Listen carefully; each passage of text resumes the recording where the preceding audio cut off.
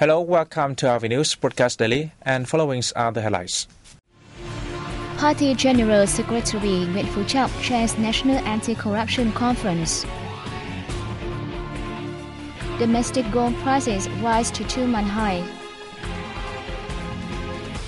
Hanoi Conference analyzes the Viet Phu victory.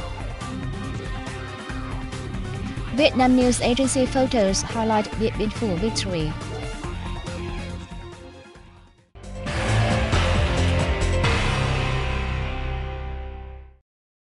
We've just received an update for our news bulletin.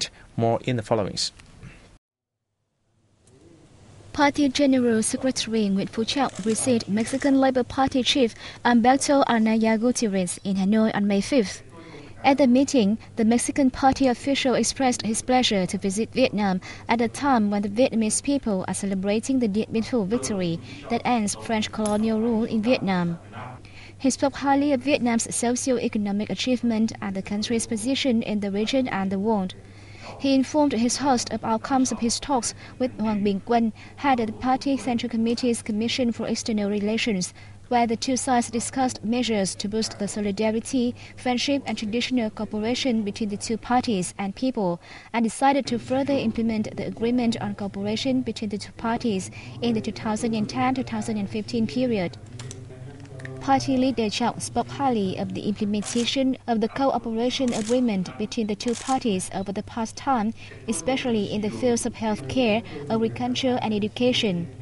He expressed his hope that the two sides will enhance information and experience exchanges, thus further developing the friendship and cooperative relations between the two parties and peoples. A national conference on efforts to fight and prevent corruption took place in Hanoi on May 5th. Party General Secretary Viet Phu Chọc presided over the event.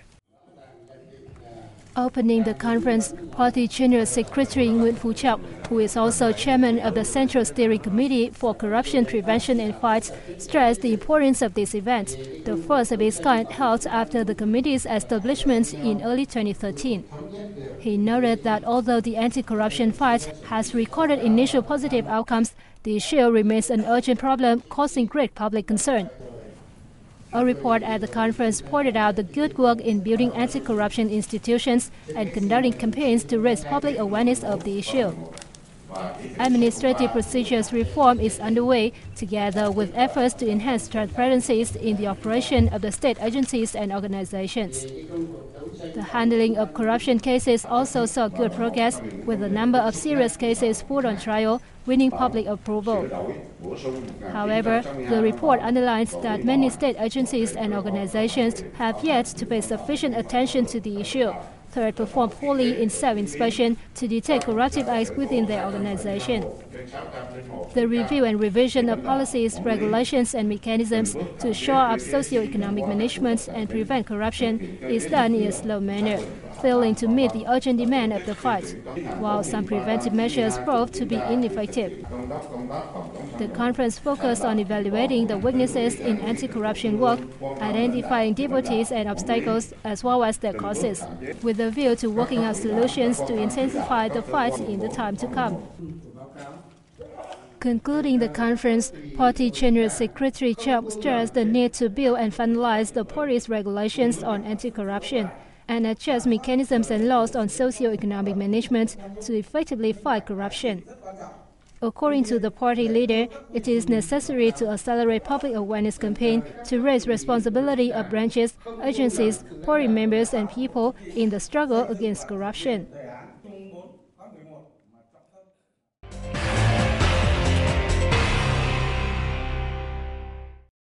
The Vietnam news agency hosted a photo exhibition highlighting the victory of Viet Phu at its headquarters in Hanoi on May 5th. Party Politburo member and chairman of the Vietnam Fatherland Front Central Committee Nguyễn Thiện Nhân attended the event. A vast valley in northwestern Vietnam, Viet Phu was a military base of exceptional strategic importance for the French forces based in Vietnam. In the 1953-1954 Winter-Spring Campaign, the French could call upon 21 battalions, 1 engineering battalion, 1 tank company, and 1 air squadron. Our French paratroopers and 40% of their expert mobile force was stationed at Điện Biên Phủ, making it the most powerful complex of entrenched fortifications in Indochina. After 56 days and nights of determinedly passing through the surrounding mountains to clear the way and dig tunnels, the Vietnamese army, led by General Võ Nguyên Giáp, recorded a historic victory on May 7, 1954. Vietnam News Agency General Director Nguyễn Đức Lợi said the exhibition Điện Biên Phủ, a 60-year immortal epic, introduces 120 black and white and colored photographs taken by Vietnamese agency photographers who spent 55 days and nights in the heat of battle, documenting the fiercest fighting and most difficult moments of the Điện Biên Phủ campaign. He also said photos at the event also portray how the northern mountainous province of Điện Biên has risen from the ashes of war to its current state of prosperity. The exhibition, which will run until May 12, is being held to celebrate the Điện Biên Phủ victory. More than 200 domestic and French scientists joined together in a conference in Hanoi on May 5 to discuss the Điện Biên Phủ victory, which held Vietnam and French colonial rule 60 years ago. The international conference themed Điện Biên Phủ Victory, the Vietnamese Power and World Significance, was hosted by the Vietnam Academy of Social Sciences. At the event, participants highlighted the leadership of the Communist Party of Vietnam, led President Ho Chi Minh and General Võ Nguyên Giáp for the success of the campaign. They concurred that the Điện Biên Phủ victory affirmed the will of Vietnam's revolutionary forces and the country's military capability of protecting national territorial integrity. They also concluded that the victory contributed to promoting international cooperation between Vietnam and other countries, as well as asserting the country's position in the international arena.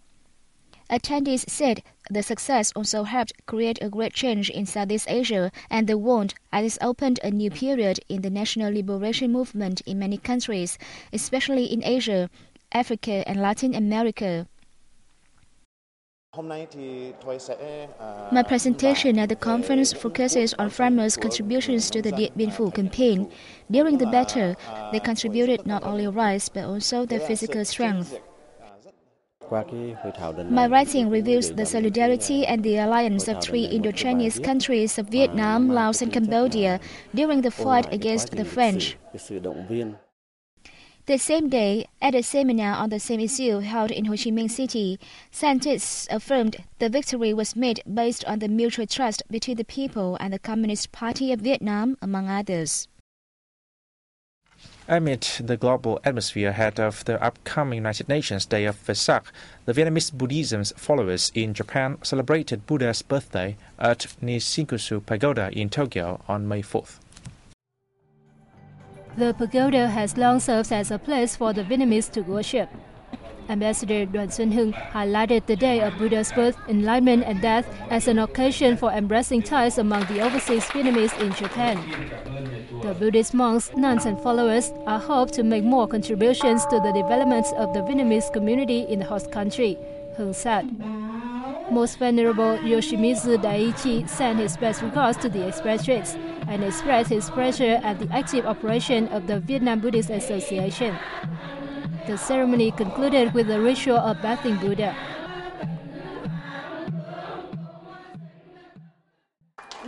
We are very glad to welcome a large number of Buddhist followers to the ceremony.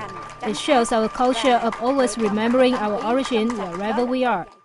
The ceremony is a good chance for everybody to gather and share their belief. I wish all people good health and happiness. Recognized as a member of the Vietnam Buddhist Sangha in 2013, the association is expanding its operation in Japan to increase support for fellow compatriots there. This year, Vietnam will host the United Nations Day of Vesak. Celebrations will be held in Bai Ding Temple in the northern province of Ninh Bình on May 7 to 11. Buddhism has been practiced in Vietnam for over 2,000 years. The country is home to more than 12 million Buddhist followers, 40,000 monks and nuns, and almost 15,000 temples, monasteries, and other places for worship.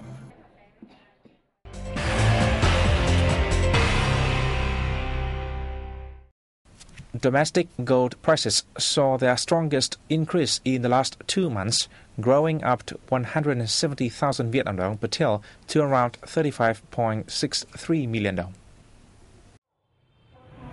The increase has come on the back of an improvement in global prices.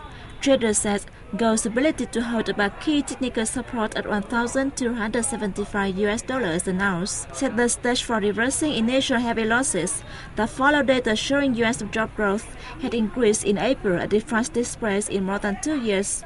Back home, the SGC Gold of the Gold and Gems Group gained 150,000 dong per till to add at 35.53 to 35.63 million dongs, or 1,691 to 1,696 US dollars.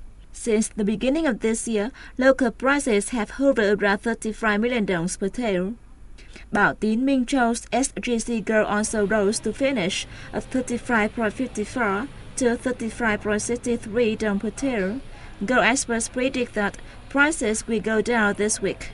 With world prices around 33.12 million dong per till, domestic gold prices are more than 2.5 million dong per till higher. The northern province of Ninh Bình welcomed over 106,000 domestic and foreign visitors from April 30th to May 4th, a year-on-year increase of 10%. The tourism sector grossed $5.4 million in April and the first week of May, according to the Provincial Department of Culture, Sports and Tourism. This year, National Dignification Day, April 30 and May Day will join with the weekend to make up a 5-day holiday.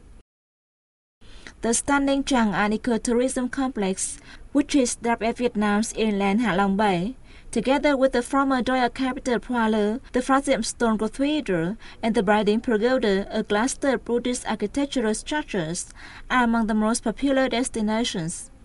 Covering an area of nearly 2,000 hectares, the Trang An scenic landscape site is scattered with karst topography, such as limestone mountains, caves, and lakes.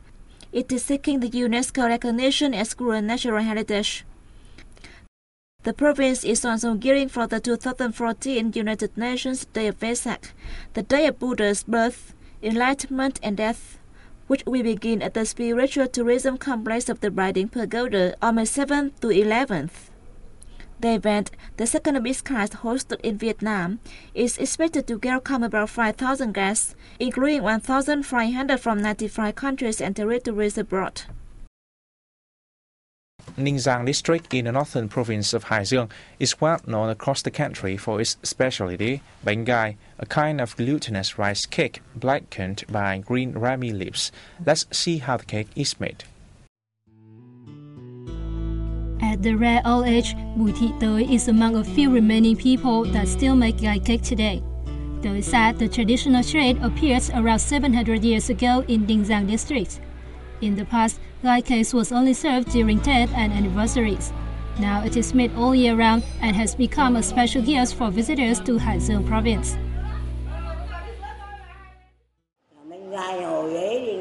When I was young, every day we carried the cakes in baskets and sold them at markets. At that time, 10 cakes were sold for only 3 dong.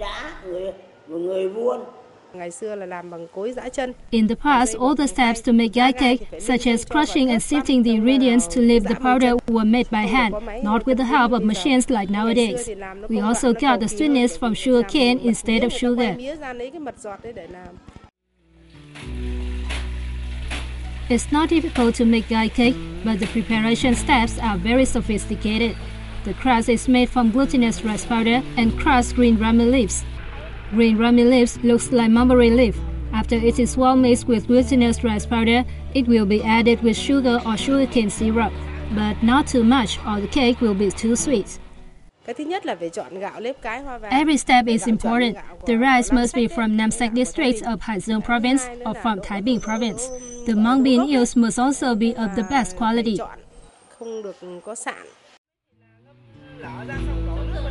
Mung bean, after good steaming, is mashed and mixed with lotus seeds, pork fat, sugar preserved winter melon, and a little bit of vanilla. The cake is then wrapped in layers of dry banana leaf and steamed for about 2 hours until the savory smell comes out.